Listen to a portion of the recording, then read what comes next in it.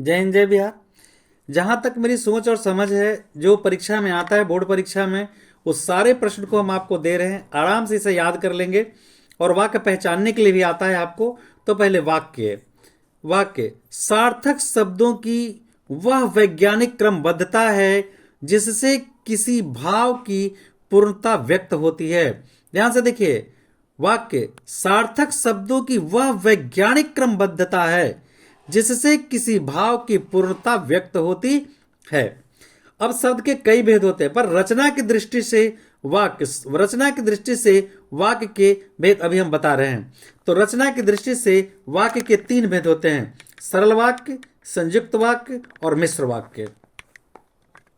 सरल वाक्य, जिस वाक्य में एक ही उपवाक्य हो उसे सरल या साधारण वाक्य कहते हैं। जैसे अमरेंद्र विद्यालय जाता है, केवल एक ही वाक्य है, साफ लिखा है। जिस वाक्य में केवल एक ही उपवाक्य हो उसे सरल या साधारण वाक्य कहते हैं। जैसे राम विद्यालय जाता है, मोहन पटना जाता है, एक वाक्य हुआ।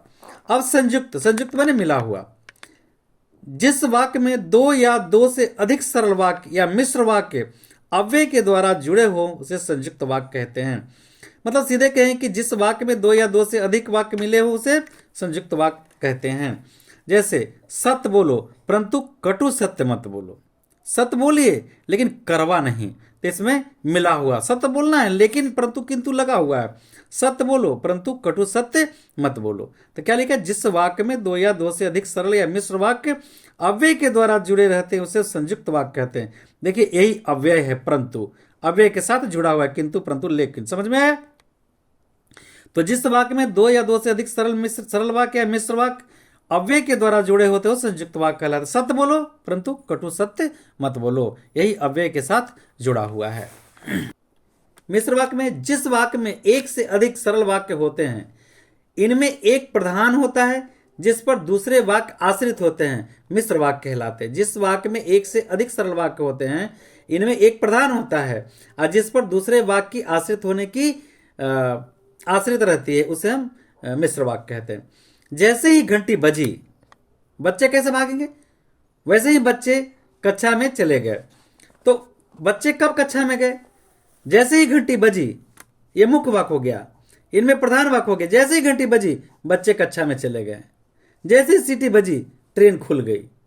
तो इसमें ऐसे ही होता है कि एक पद प्रधान होता है जिस पर दूसरा, तो सीटी अगर सीटी नहीं बजेगी तो ट्रेन नहीं खुलेगी।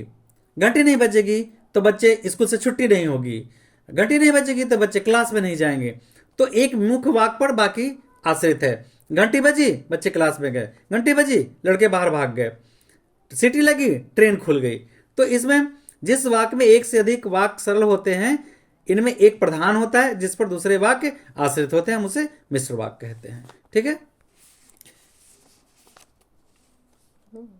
आप सभी को बहुत सारी शुभकामनाएं और मन लगा के परीक्षा की तैयारी करिए, क्योंकि परीक्षा के लिए एक एक अंक बहुत ही इंपॉर्टेंट है। ये सब हम परीक्षा के ख्याल से हम सभी क्वेश्चन आपको हम दे रहे हैं। ठीक है, जय हिंद जय बिहार। बहुत बहुत बहुत सारी शुभकामनाएं।